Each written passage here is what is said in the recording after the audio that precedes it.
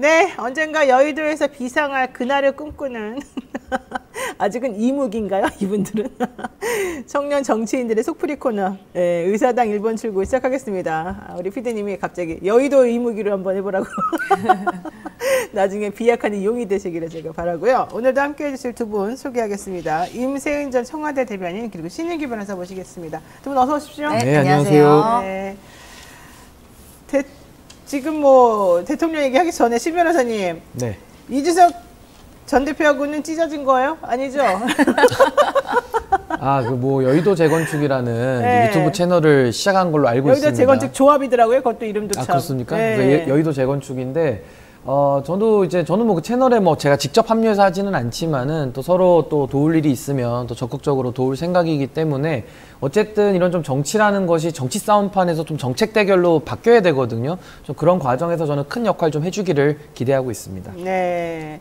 일단 아직 뭐 이렇게 친하진 않은 거예요. 노선이 좀 달라진 느낌이 좀 들긴 한데. 이준석 라인 아니었나요? 저는 뭐 친분과 라인을 가지고 정치를 해온 적이 단 한 번도 없기 때문에 시원하게 국민만 믿고 가겠습니다. 그래요? 야 무슨 한 30년 한 사람 같아. 자, 임세은 대변인은 어떻게 생각하세요? 이렇게 지금 이준석 대표 꿈틀꿈틀 지금 하면서 네. 뭔가 하려고 하는 게 이게 사실은 국민의힘 당 내에서 새롭게 뭔가 하기가 좀 어렵다, 뭐 이렇게 좀 느껴지기도 하거든요. 어떨까요? 도저히 이제 윤석열 대통령의 하는 통치 행위를 보고 인정할 수 없기 때문에 하는 저는 정당한 행위라고 봅니다. 그래서 잘 되기를 기원 드립니다. 정말 그냥 많이 응원 좀 해주세요. 네. 내가 보기엔 진정성 하나도 없는 그런 말이야. 지금 이런 거에 감동받으면 나름 또 진심이 느껴졌습니다. 그렇죠. 좀 둘이 친하다더니 어이가 없군요.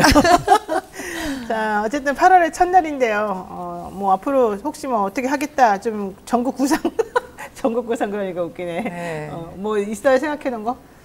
저는 그냥 지금 하던 것처럼 이제 윤석열 정부와 대척점에서 싸우고 뭐 말만 싸우는 게 아니라요. 실제로 행동하고 있습니다. 얼마 전에 일요일에도 포항에 가서 전국 다니면서 집회를 하고 있거든요. 그래서 이제 지금 하던 거 쭉 하고, 왜냐면 이제는 발을 뺄 수가 없는 상황입니다. 그래요? 네, 계속 열심히 잘 투쟁하도록 하겠습니다. 포항까지 왔다 갔다 하려면 엄청난데 대단한데요. 네. 네. 8월 날도- 15일엔 광주로 갑니다. 근데 날도 덥고 또 많은 고생을 하시는 걸로 제가 알고 있어서 뭐 저도 뭐 마음으로는 제가 많이 응원을 드리지만은 저는 사실 저렇게 뭐 싸우시는 분도 계셔야 되고, 또 저는 한국 정치의 근본에 대해서 정말로 깊이 고민을 하고 있거든요. 이게 도대체 정치가 가장 중요한데 또 가장 잘 안 바뀌지 않습니까? 이제 그러니까요. 국민들은 거의 뭐 정치인들이 아무 얘기를 해도 믿지를 않습니다. 그래서 저도 이걸 어떻게 바꿔내야 되는지를 정말 깊이 고민을 하고 있어서 이번 여름에 저는 휴가를 반납하고 깊이 고민을 하도록 하겠습니다. 국민 여러분들께서는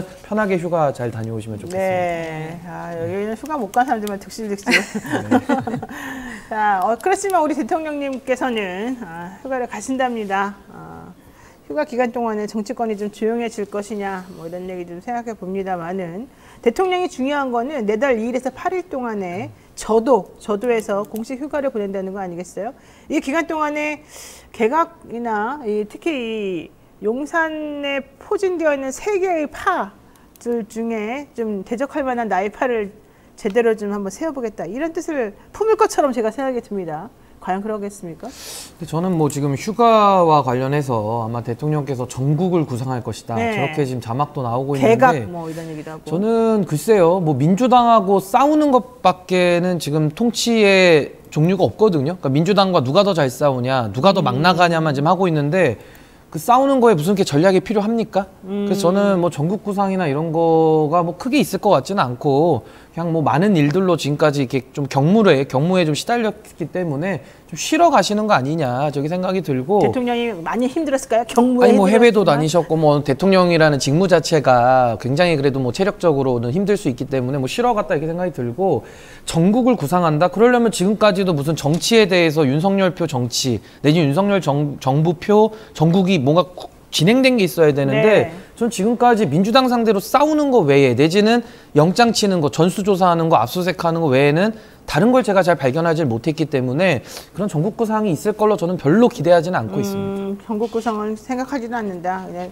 사람들이 좋게 좋게 말해주는 거다 이런 취지인 것 같은데 대통령이 진짜 지금까지 뭐 했냐 물어보면은 전 정권이 한 거 모든 걸 다 반대로 엎어치는 거 이번에 뭐 시행령으로 또 이 검수완박 뭐 이것도 다 그냥 다시 되돌린다고 지휘권 경찰 지휘권도 다 되돌린다고 하니까 종결권이죠 종결권 그런 걸 보게 되면은 현실적으로 대통령은 별로 휴가 가서 그냥 그런 거 신경 안 쓸 것 같다. 아니 근데 예를 들면 문재인 정부에 대적한다 뭐 거기까지는 제가 뭐 백보 만보 양보를 할 수가 있겠는데 아니 지금 인사를 하는 걸 보면은 이건 15년 전으로 지금 시계를 돌리지 않습니까? 네. 지금 MB 대통령과 함께 일했던 측근들이 다 지금 정부로 들어가고 있거든요. 전 이 부분에 대해서까지는 더 용납이 어렵고 이제는 국민들께서 윤석열 정부에 대해서 그러면 뭐 기대뿐만이 아니라 이걸 더 이상 뭐 이제 더 실망할 그 지점이 더 있겠느냐. 지하실이 나온다는 거예요 지금. 그래서 저는 이제는 뭐 거의 이제 국민들의 인내심에도 저는 이제 한계에 다달러가고 있는 거 아니냐. 저는 그렇게 보고 있습니다. 알겠습니다. 자 이민희 대변인 어떻게 생각하세요? 그러니까 대통령께서 쉴 시간 없지만 뭐 짧은 휴가를 간다 뭐 이런 얘기도 하셨고 작년에도 사실 여러 가지 어려운 상황이 있어서 휴가 갈 시간 없다 하는데 휴가 가셨죠. 근데 저는 휴가 가는 건 굉장히 좋은 일이라고 생각합니다. 우리나라 어쨌든 OECD 국가 중에서 가장 많은 일을 하는 국가이고 뭐 워크앤 밸런스가 저는 늘 필요하다고 생각하는데 대통령께서 짧은 휴가를 간다 하셨는데요. 2일에서 8일 6박 7일입니다. 그러니까 일주일 통으로 쉬시는 거죠. 저는 이렇게 일주일 통으로 쉬는 대통령을 사실상 처음 봤습니다. 네. 그러니까 휴가를 최소화한다는데 6박 7일 가신다. 그러면은 국민께는 69시간 일해라, 150시간 일해라라고 하시고 본인께서는 일주일 동안 통으로 휴가를 가시는 것 뭐 잘 다녀오셨으면 좋겠고요. 네. 네, 뭐 국민께서 뭐라고 얘기하시냐면 그냥 계속 휴가여도 된다라고 얘기를 하시더라고요. 사실상 대통령께서 전국 구상하신다고 하셨는데 그동안에 전국이 뭐가 있었는지 그리고 임기가 지금 449일이 됐습니다. 집권하신 지요. 네. 449일 동안 과연 국정에 대한 철학이 무엇인지 과연 국정 방향이 무엇인지 우리 국민께서 아는 분이 한 분이라도 계실까? 라는 저는 의구심을 드릴 수밖에 없고 이번 휴가 가셔서 과연 남은 기간 동안 어떠한 국정을 할 건지 국정 철학이 무엇인지 비전이 무엇인지 제발 국민께 설명할 수 있는 그런 구상을 좀 하고 오셔라 라고 말씀드리고 싶습니다. 그리고 보통은요 대통령 휴가라고 하면은 무슨 책을 읽는 거에 대해서는 얘기가 많이 나옵니다. 이런 책을 읽을 것인가. 그러니까 대통령께서 독서량이 많다고 하시니까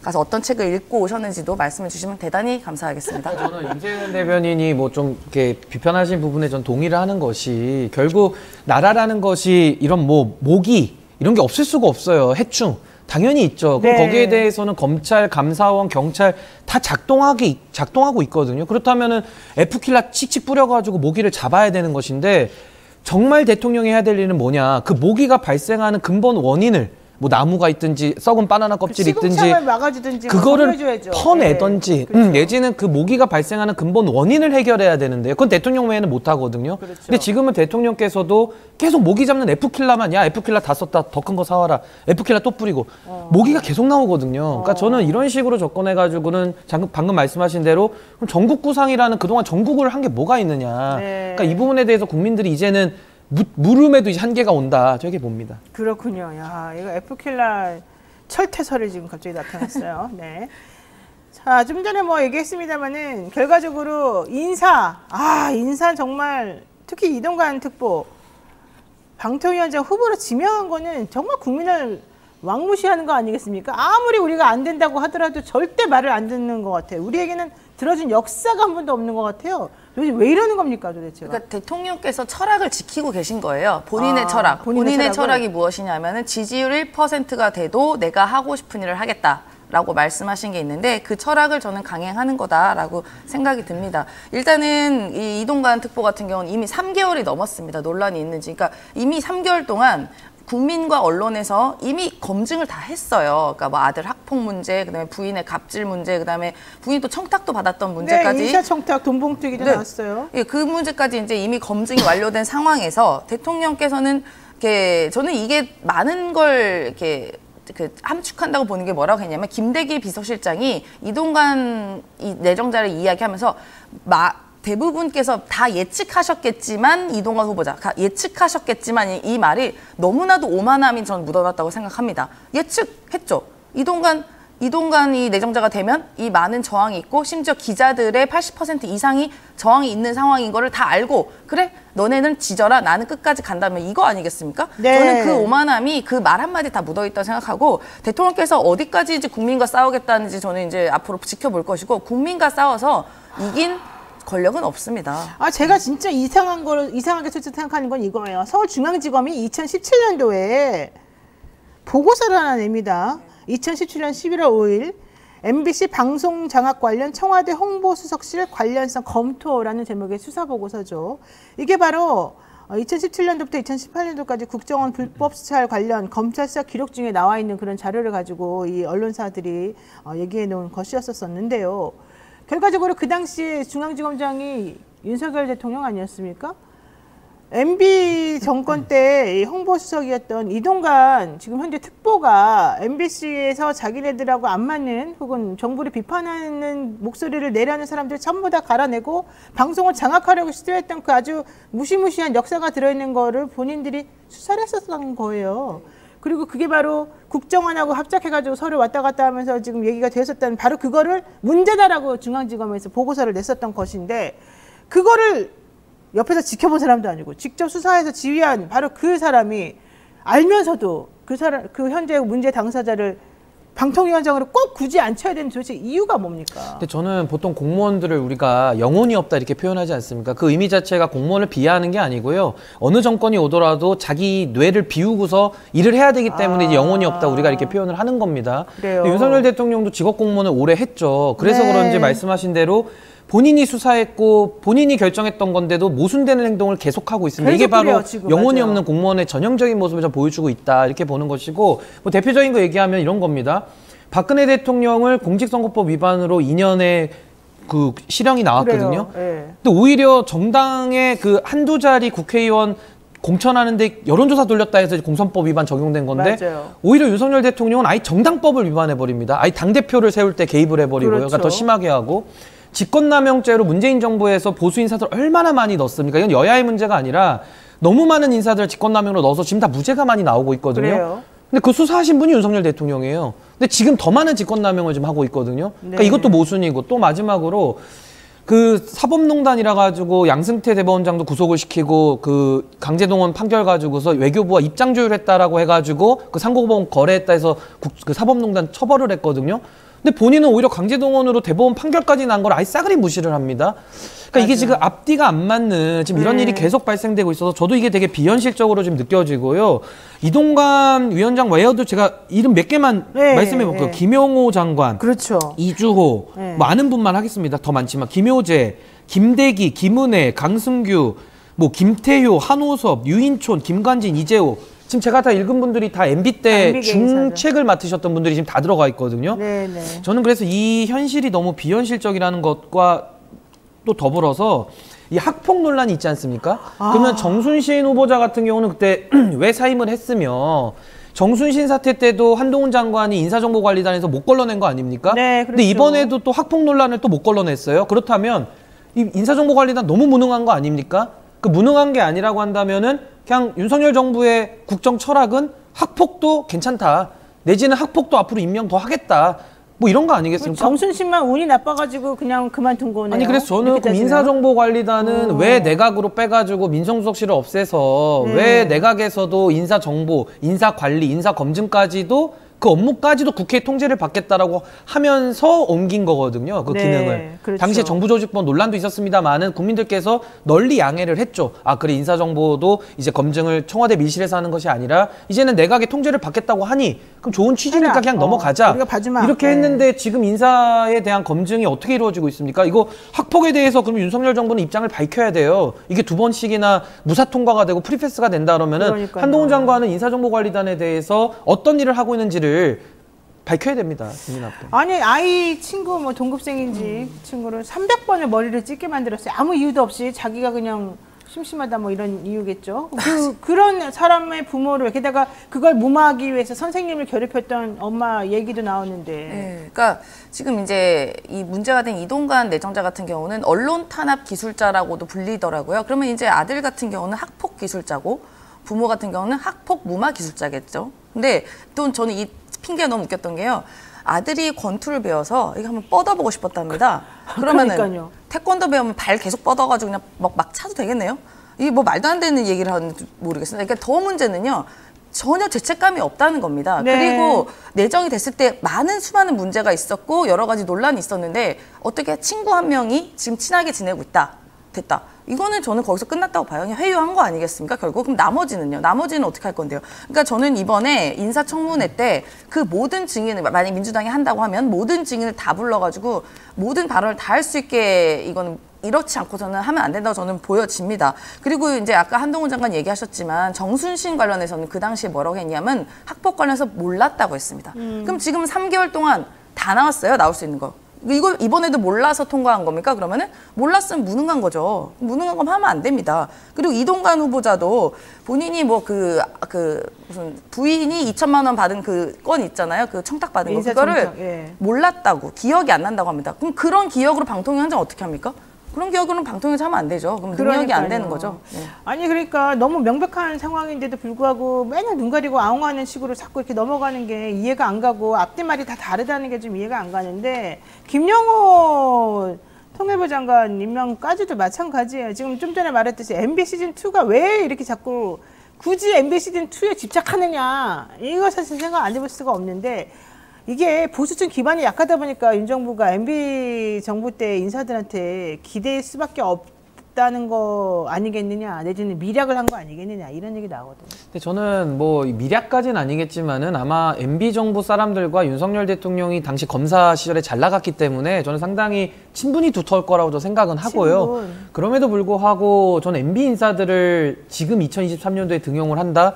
이거는 반대로 말하면은 윤석열 정부가 가지고 있는 인사 철학 내지는 국정에 대한 방향성이 전무하기 때문에 아무나 와서 이래도 되는 거예요, 사실은. 그러니까 굉장히 이건 좀 비극적인 상황이다 저는 이렇게 보고요. 사실 보수에서도 인재가 없진 않습니다. 그리고 꼭 보수에서만 인물을 끌어다 쓸 필요도 없거든요. 네. 대한민국 대통령이 대한민국 전체의 대통령이지 어느 진영의 대표자는 아니기 그렇죠. 때문에 예. 저는 대한민국 5천만 인구 중에 저는 통일부 장관 김용호 씨보다 더 잘할 분은 저는 차고도 넘친다고 보거든요. 네. 또 어떻게 김용호 장관 같은 사람을 갖다가 안 치고 또 이동관 씨보다 전 더 잘할 사람 더 많다고 봐요. 근데 어떻게 방송통신업계에 인물이 그렇게 찾고 없어가지고 학폭을 그 아들이 논란이 있던 분과 MB 대통령이 성공한 대통령도 아니잖아요. 네. 본인이 박근혜 대통령이라고 하는 여당 내 야당의 포지션 하던 분한테 정권을 넘겨주신 분인데 전 이런 분들의 인사를 갖다 쓰는 것 자체가 전 좀 부끄럽고 창피하다 저렇게 봅니다. 자, 어쨌든 이동관 방통위원장 후보자 18일에서 20일 사이에 뭐 청문하겠다고 지금 얘기 나오고 있습니다만은 야당은 그냥 보이콧해야 된다 이런 얘기했어요. 그랬더니 국민의힘이 청문회 자신이 없으니까 보이콧하는 거다 뭐 이런 얘기까지 지금 하고 있어요. 이게 뭐 의미가 있는 거예요? 청문회 보이콧 논란도 그렇고 청문회 하게 되면 뭘 봐야 되는 건지. 그러니까 뭐 저는 이 야당의 고심도 이해가 됩니다. 청문회 실컷 하면 뭡니까 결국은 또 결국 임명 그냥 강행하잖아요. 그러니까 이제 윤석열 대통령은 청문회를 하든 야당의 비판이 있든 국민 여론이 80%가 반대하든 전혀 상관없이 그냥 본인 지지하는 소수의 한 30% 가량의 그 콘크리트만 믿고 가는 정부라고 보여집니다. 그렇기 네. 때문에 뭐 국민이 다 반대하는 뭐 해고염수 폐기라던가 그 문제에 다 눈 감고 가지 않겠습니까? 그렇기 때문에 민주당도 근데 저는 보이콧만은 능사라고 아니라고 생각합니다. 할 수 있는 건 다 해야죠.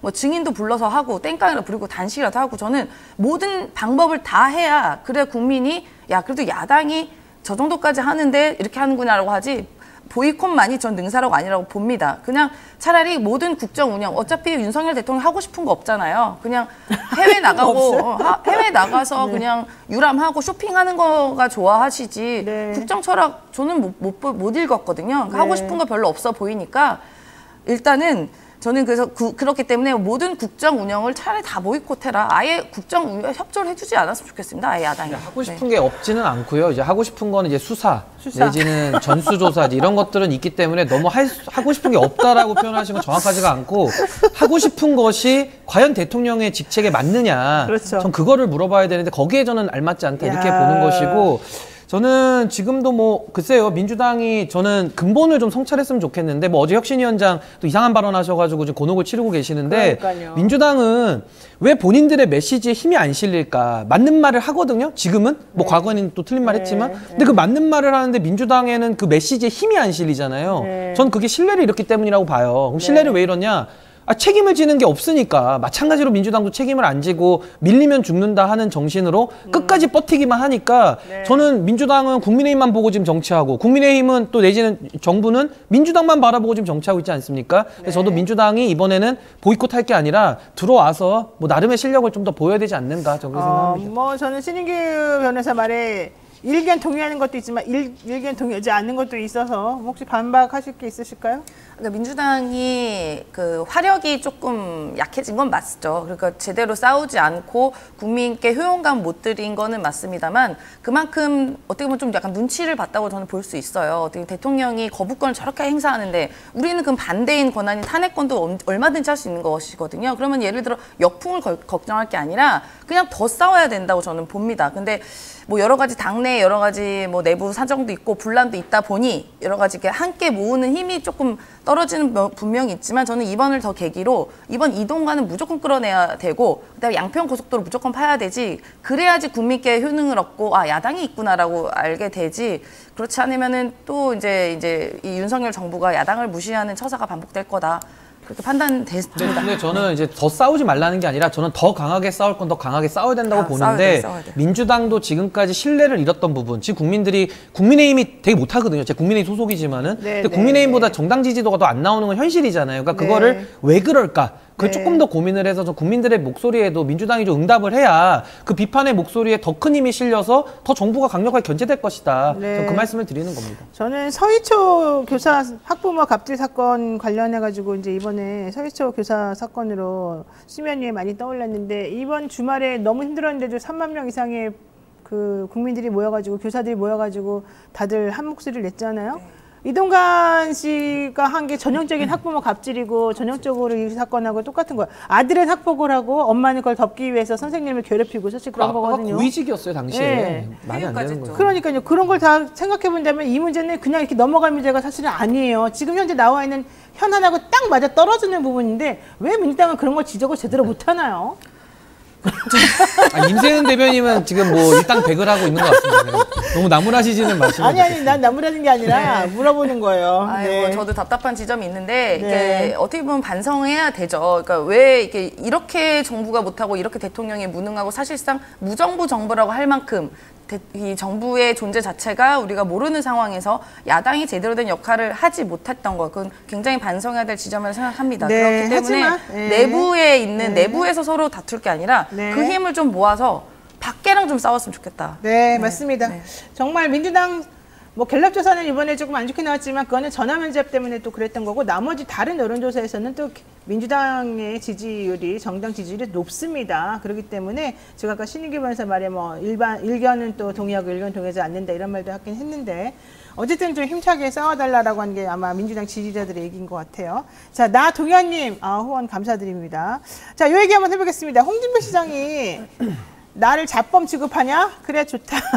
그럼 나 빼놓고 그렇다고 치고 유승민하고 이준석이라도 좀 포용해라. 그들을 응원하면 뭐 안 좋다고 하지만 그래도 하지 마라. 이런 얘기 했어요. 이건 내가 보기에 일부러 지금 뭐 정말 이준석, 유승민을 좋아해서라기보다는 어떻게 좀 본인이 한번 거기 껴 넣어볼까 하는 생각인 것 같은데 여기에 대해서 이준석 전 대표가 여의도 재건축 조합이라는 유튜브 채널을 개설해서 정책 토론한다는 거예요. 본인이 이제 토론을 잘한다고 생각하니까 이런 유튜브 채널 만들어가지고 좀 센세이션을 한번 일으켜보겠다 이러고 갔거든요. 성공할까요?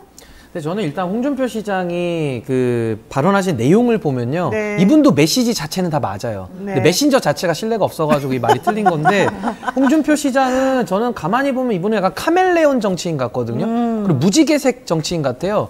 뭐 입장이 A, B, C, D, E, F, G가 다 있습니다. 그래가지고 저는 참 이분이 정치를 매우 혼란스럽게 만든다고 보는데 지금도 마찬가지입니다. 본인이 정치적 탄압을 받고 있나요? 아니죠. 본인이 수해 당시에 광역자치단체장으로서 매우 부적절한 처신과 그 사후의 발언도 국민 무시 발언을 했기 때문에 그 뒤에 뉘우치지도 않았잖아요. 과지욕이 뭡니까? 그렇기 때문에 뭐 뒤늦게 가서 수해 봉사했지만은 이분은 카멜레온이니까 당연히 정당에서 징계하고 또 본인이 과거에 그랬어요. 이준석 대표 징계당할 때 억울하게 징계당할 때 징계할 자유가 있다 정당이. 그럼 본인도 지금 정당이 징계할 자유 가지고 징계당하는 거 아닙니까? 이게 다 부메랑으로 돌아오거든요. 근데 저는 이준석과 유승민을 뭐 품어야 된다? 근데 그걸 왜 본인에다가 동치시키는지 모르겠어요. 지금 본인은 잘못을 해가지고 매를 맞는 것이고 유승민 의원은 잘못을 한 게 없는데 억울하게 지금 당해서 핍박을 받고 있고 배신자 프레임에 계속해서 뭐 말려 들어간다. 그렇죠. 그리고 이준석 네. 대표도 징계에 대해서는 상당히 형사 절차에서 다 무혐의 나온 것들이 지금 징계에서 당원권 정지 내지는 가처분을 했다는 이유, 사자성어를 썼다는 이유만으로 지금 징계를 당한 거거든요. 이건 그렇죠. 거의 코미디 같은 거예요. 아무리 이준석 대표에 대한 호불호를 떠나서도 한 정치인에 대해서 그런 식으로 정치 행위를 봉쇄하는 게 말이 됩니까? 근데 그걸 갖다가 본인이 이렇게 슬며시 껴가지고 묻어가겠다라는 게 전 너무 이건 참 비겁한 태도다라고 보는 것이고, 아니 과거에는 개혁보수 세력들에 대해 가지고 연탄가스라는 상당히 모욕적이고 비문명적인 언어까지 쓰셨어요. 네. 그러니까 전 홍준표 시장 이런 식으로 정치하실 바에는 이번 대구시장을 마지막으로 공직에서는 좀 안 봤으면 하는 것이 저는 개인적인 소망입니다. 아유, 그렇군요. 아주 세게 말씀하시는데 사실 홍준표 시장 입장에서는 탄압이라고 여길 만도 해요. 김영환 충북지사 그런 말도 아무도 징계 안 하고 본인에 대해서만 왜 내가 무슨 말만 하면 나를 괴롭히냐 뭐 이런 얘기인 근데 것 정당이 같아서. 징계할 자유가 있다고 본인이 얘기를 하셔가지고 부메랑으로 돌아온 것 부메랑이 같습니다. 참. 그분도 참 입으로 항상 이것저것 많이 말씀해 놓으셔가지고 네. 나중에 고상황 돼서 그 말을 하게 되면 꼭 옛날 말들이 튀어나오고 그리고 이분도 주말은 자유라고 했으니까 이제 앞으로 주중도 좀 자유를 허용해 줬으면 골프 좋아하시니까 주 7일권을 제가 진짜 돈만 많으면은 끊어드리고 싶어 진짜. 주 7일권을? 주 7일권을 제가 끊어드리고 싶은 심정입니다. 네, 정말. 알겠습니다. 자, 뭐 어쨌든 우리 신 변호사님은 정당 바로 세우기 대표도 했지만 의병단장으로 지금 활동을 많이 하고 계시는데 앞으로 잘 되길 바라고 오늘 여기까지 해야 될 것 같습니다. 요거 하나만 잠깐 짧게 1분씩만 여쭤볼게요. 지금 이재명 대표하고 이낙연 전 대표하고 회동 결과적으로 비공개로 이루어졌지 않습니까? 네. 이게 지금 득이 뭐 있나요? 뭡니까 정확하게? 갑자기 이렇게 이루어졌는데. 그러니까 당내에 여러 가지 뭐 비명이니 친명이니의 내분이 좀 있었던 것 때문에 이제 만난 건데요. 저는 이게 단합해서 윤석열 정부와 대차게 싸우는 민주정당이 됐으면 좋겠다라는 바람이 듭니다. 근데 다만 이제 이낙연 전 대표는 도덕성과 민주주의 회복 이야기를 했고, 뭐 혁신 이런 얘기까지 했고요. 혁신. 예. 이재명 대표는 단합, 이게 약간 좀 다른 메시지를 했는데요. 다만 좀 아쉬운 건 이낙연 대표님 몸 던진다고 하셨거든요. 그 몸을 어디다 던질 건지에 대한 좀 얘기를 좀 했었으면 좋겠다. 몸을 당내에 던지지 마시고 당 밖으로 좀 던지시라. 라는 말씀 좀 드리고 싶고, 네. 예, 이제는 우리가 안에서 싸울 게 아니다라고 다시 한번 민주당은 왜 말씀드립니다. 자꾸 안에서만 싸워요? 내부 총질만 계속하고 바깥에 있는 현안에 대해서는 좀 일치 단결해서 뭔가 싸워줘야 되는 거 아니에요? 그렇죠. 그러니까 짱돌을 자꾸 안에서만 던지는데요. 네. 그런 게 국민이 필요한 겁니다. 네. 그래서 지지율이 안 나도 전 보여지고요. 네. 야당이 할 역할이 무엇인지, 야가 무슨 야짠지 들 야짜입니다. 그거에 대해서 좀 다시 한번 인식을 해줬으면 좋겠다라고 부탁 말씀 제가 드리고 저는 싶습니다. 한마디로 표현하면 당내에서 전 다양한 목소리 있는 게 오히려 더 정상이고요. 저는 한 가지 목소리만 있는 것 저는 그 민주주의 정당이 아니다 이렇게 보고, 방금도 사진에서 이낙연 대표는 상당히 좀 무거운 웃음을 띠고 계시고 이재명 대표는 상당히 치아가 보일 정도로 밝게 그래요? 웃으시더라고요. 사진을 다시 보여주세요. 네, 좀 웃음의 농도가 다르죠. 그래서 저는 이 그림을 보면서 한마디로 전당대회 저희 당 국면에서 김기현 대표가 나경원 후보 만나서 두 분이 만나서 보이는 모습과 상당히 유사해 보인다. 그때 나경원 대표가 되게 그냥 가정법원에서 나오는 모습이라고 누가 그랬는데 그건 굉장히 너무 완전 다르죠. 내용이 조금 두 분이 겉으로는 화해하지만 마음에는 상당한 앙금이 있어는 보인다. 아니, 그 나경원 대표는 억지로 주저앉힌 거고, 지금 저기는 우리는 민주적 절차로 뽑힌 당대표와 네. 그 전에 당대표끼리 만나는데 그걸 같은 선상에서 보시면 안 되는 거죠. 네. 야, 갑자기 나경원 아니, 나경원 전 대표가 소환되면서 분위기가 원래 이낙연 대표가 입을 활짝 웃지 않습니다. 그냥 이렇게 입을 늘 다물고 엄중하시기 웃어요? 때문에 제가 치아가 보이게 웃으시는 사진 한번 찾아보겠습니다. 미소만 지습니다. 찾아보겠습니다. 네, 이상원님, 신인규 변호사 마음 조금만 고쳐 먹으면 깨시는 철학입니다. 이렇게 후원과 함께 이런 또 좋은 말씀도 해주셨습니다. 야, 진짜 이낙연 전 대표님은 근데 싫어서라기보다는 원래 표정이 좀 그러신 것 같긴 해요. 진지하신 분이긴 하죠. 네, 그렇습니다. 자, 어쨌든 오늘 방송 저희가 여기까지 해야 될 것 같습니다. 또 두 분 자주 뵀으면 좋겠습니다. 지금까지 임세윤 전 청와대 대변인 그리고 신인규 변호사 함께했습니다. 고맙습니다. 네, 감사합니다. 감사합니다.